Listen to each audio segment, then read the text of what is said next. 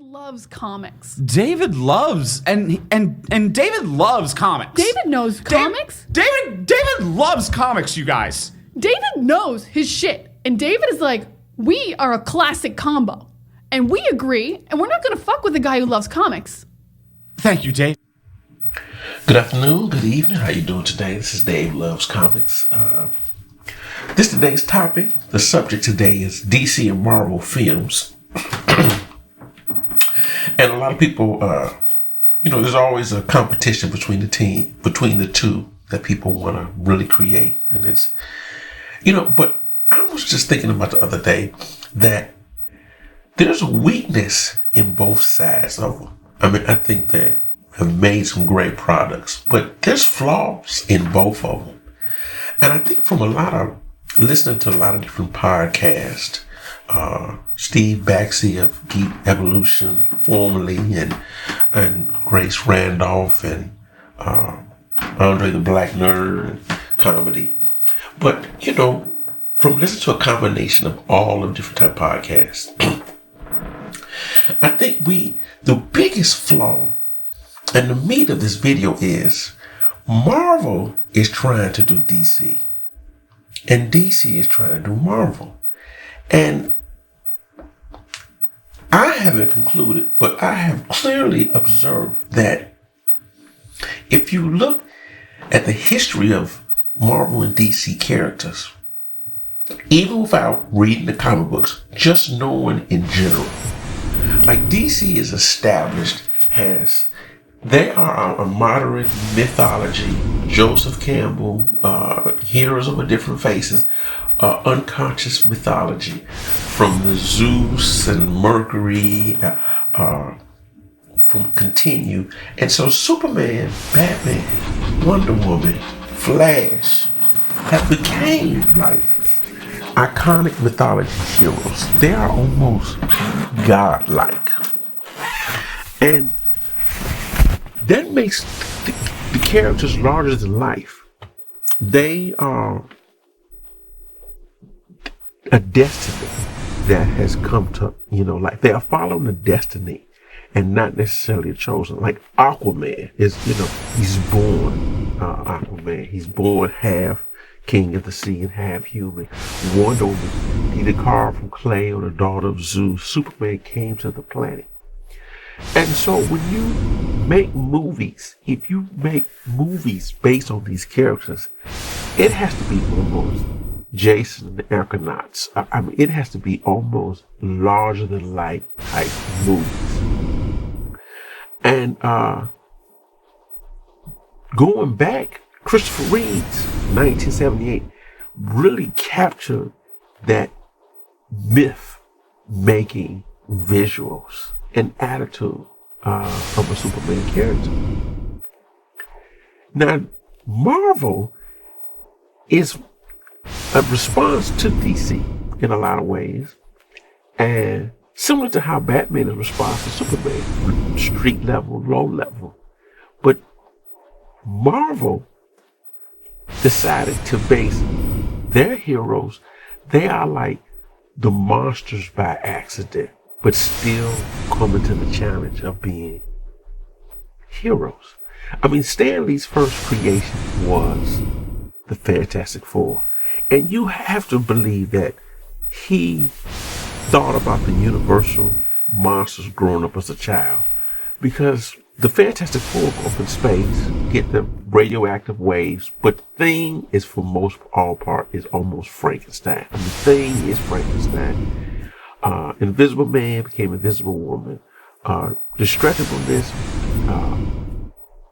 Mr. Fantastic, and Human Torch was, fires up the flames. I mean, in all purposes, those are monstrous characters. But even with that notion, they decide heroically to be heroes.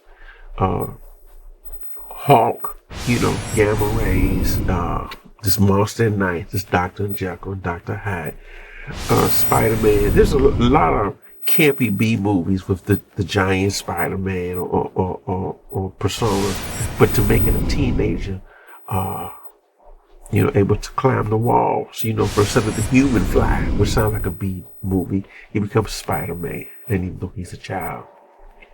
But the greatest thing about Marvel is, you pick these characters and any slew of characters, and if you think about it, everybody wants to be, who wouldn't want to be Captain America? Got the shield and the power and represent America. But then people don't want to be Steve Rogers, will be frozen in time. People love to have the power of Spider-Man, but not people is dying to be Peter Parker with the problems he have of can't pay his rent and behind in school and no job. People would love to have the power of the Hulk, but no one wants to be Bruce Banner, that curse, during the day. But people admire that Bruce Banner, Peter Parker, and Steve Rogers, despite obstacles, take the challenge of being the hero in every moment. And weirdly, with the films, with the Marvel films, Marvel Cinematic Universe has taken those ideals but have made them all godlike. Because now people don't mind being Steve Rogers. He's ageless, he's good looking, and he's not connected to the military anymore. He's broken away from that. The Hulk, now he has merged both personalities. He has a sweater, he's taking pictures. Spider-Man has got all of Tony Stark's weapons and his outfits, and Aunt May is not she's not a sickly old woman. She's Marissa Tomei, and they're like a brother and sister type relationship. So that's wonderful for the character, but it's less story material for Spider-Man. I mean, now you look at these characters, oh my God, I would, you would love one to be one of them. But that pulls a lot of story from in conflicts with the characters. And so what ended up happening is Marvel has made all of their characters almost DC God-like levels. I mean, Ant-Man, who in the comics is a thief and shrinks down, but now he has a business, he has his family, he has a partner, he has his daughter. He's able to go to the quantum realm, which is not even a... Henry Pym, the original, had access to that. But Scott Lang from the Nick Spencer, even currently, doesn't still have those type, of issues. So they've taken every character and put them on God-like characters. Black Widow, I'm always thinking they're going to say she's got some of the super soldier serum in her, but they have said no. I love people say Hawkeye is absolutely useless, but I think people, because Black Widow we have a fondness for that character more than Hawkeye. Some people, but she's become Wonder Woman. I mean, she has become the main savior of a lot of the Avengers with Captain America and the first Avengers. So we just assume that a military trained person, spy, is up on the same level. She has the power to even soothe the Hulk. So all of these characters have just become so godlike, which it takes away from a lot of the great Marvel stories. But I guess to appeal to a wider audience,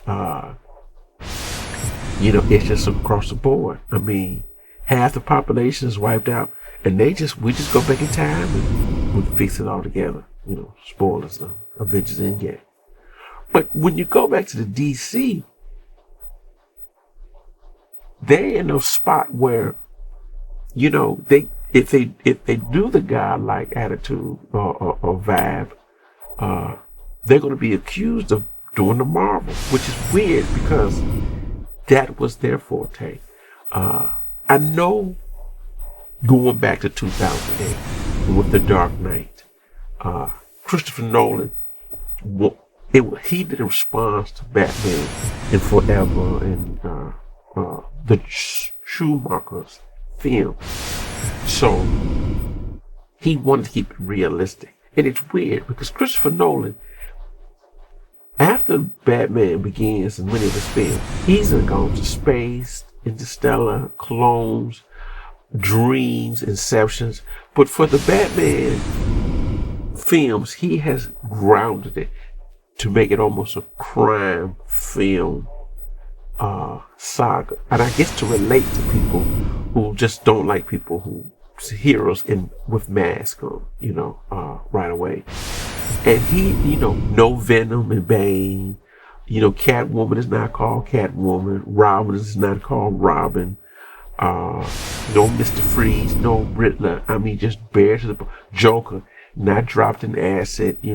Just some white makeup on. Beautiful, great, fantastic films.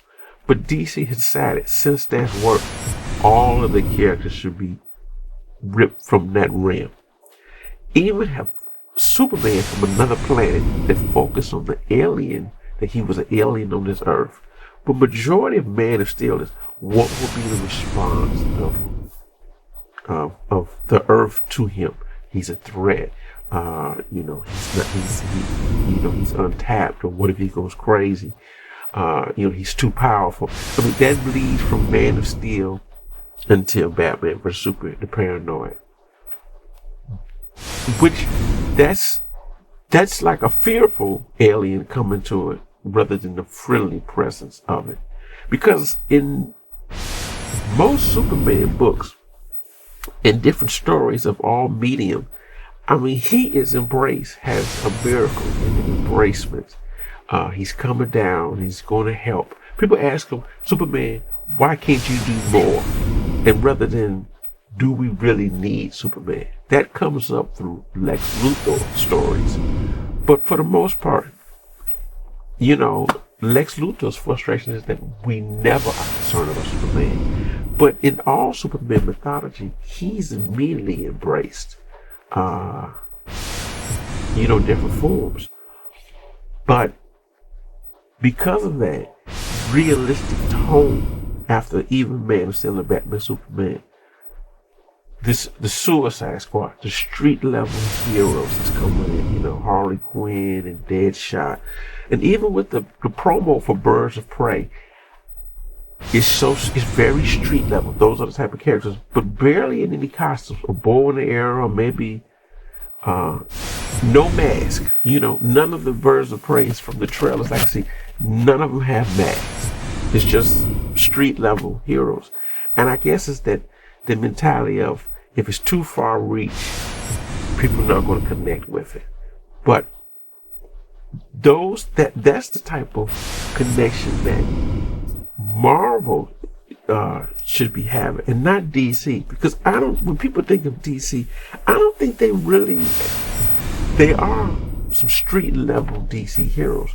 But people, even if you don't read the comic books, Green Lantern, Flash, Star City, it's fantasy on fantasy, and they are made from myths. They are, you think of larger than life. I really, the struggles that they give the DC characters in the DC cinematic, it's almost Marvel, like Aquaman, I'm half man, I'm half Atlantis, and I'm struggling with it. Cyborg, I flew yesterday, and I don't remember that even happening, and I'm a monster. If I woke up and could fly, I would be very happy. I would not be concerned. I'd be like, wow. But Flash, I don't have any friends, and I stay in a garage on the other side of town. And, I got 2 part-time jobs. Wonder Woman, I lost the love of my life, and from World War One, and then I'm not gonna, be a superhero anymore for whatever plus years. Batman, I've been through a lot of burn. I lost Robin. I'm an alcoholic, and I'm almost a nihilistic psychopath. I kill people, so I don't want any returning villains. And that's, that's the lineup that they have for the Justice League. And that not necessarily have to be like the comic books, but that does not connect with people. When the Justice League is side by side in any of the promos, it looks like famous people doing cosplay. I don't get that. And the heroic sense. And I think people felt it why Justice League is not captured as much. Avengers famous, their clips, when they are side by side, it is almost gods on the earth. An Age of Ultron, because I have to credit Josh Whedon with really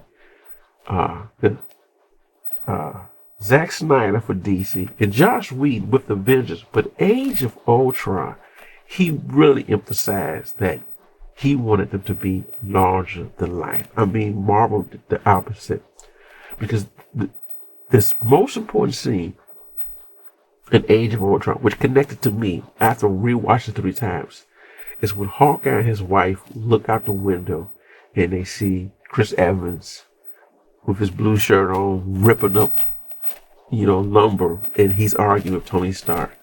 And she says, she tells Hawkeye, you are a man among gods. I'm more fearful that they need you more than you need them. Just make sure they got your back. And that was that hit me, after viewing. I've never seen the Avengers described as gods among men.